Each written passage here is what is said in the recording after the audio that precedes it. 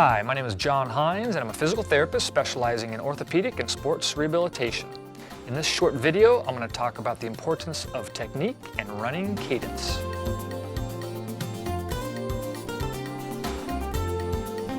Technique in sport is important for many reasons, one of which is movement efficiency. The more efficiently we move through the air, water, and over land, the less resistance we have to overcome and the less work we have to do. This holds true for all sport and movement, whether we're running, swimming, playing golf, or simply walking down the street.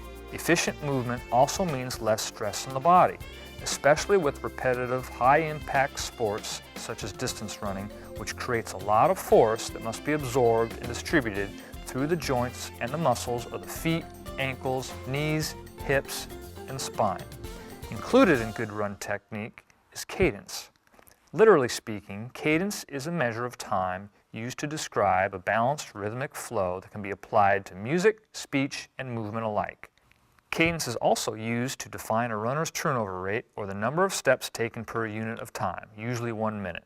An optimal cadence tends to be a higher cadence.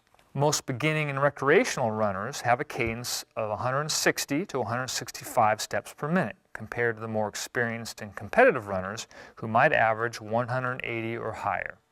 A higher cadence is helpful for a few reasons. One, it shortens stride length and places the initial contact closer to a runner's center of mass. Two, it decreases its stance time. And three, a higher cadence encourages more of a bent knee posture at initial contact.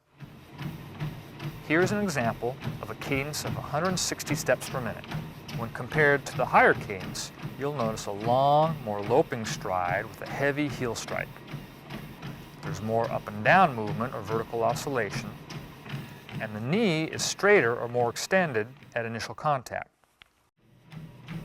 Now looking at a cadence closer to 180 steps a minute, you'll notice the foot strike is closer to the runner's center of mass.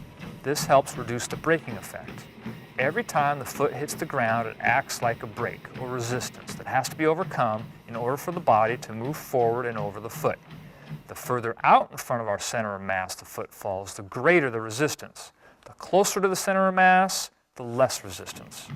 Decreased stance time reduces the loading rate but also shortens the pronation-supination cycle of the foot and reduces vertical oscillation. And a flexed knee posture helps absorb impact more efficiently than the extended knee. The runner looks as if he's running more on top of his feet, and the foot strike is more of a mid-foot strike. 180 steps per minute is often referred to as the magic number. I think it should be referred to as a reference point. Everybody is different, and not everybody will be most efficient at 180 steps per minute. For some it may be 170 and others 185. 175 to 185 steps can be maintained independent of speed, so you don't necessarily have to run faster to maintain a higher cadence. You may also notice that I'm running in a cushioned shoe, and yet the foot strike is a mid-foot strike. I think it's important to note that type of foot strike is more a product of the location of foot strike rather than shoe type. After a few minutes into your run, when you feel you're at your normal pace, count the number of steps you take in a 10-second period and multiply by 6, or use 20 seconds and multiply by 3, or 30 seconds and multiply by 2.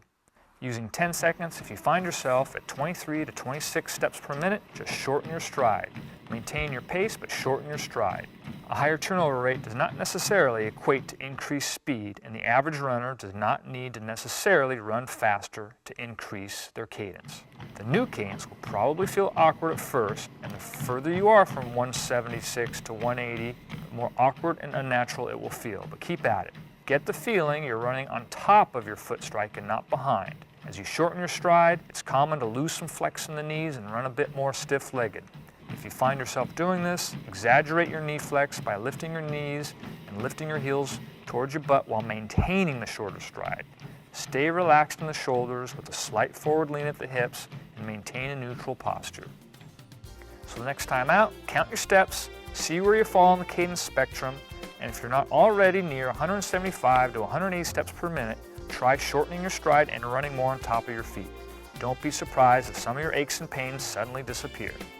I hope you learned something about technique and running cadence and you can apply it to your next run. Thanks for watching.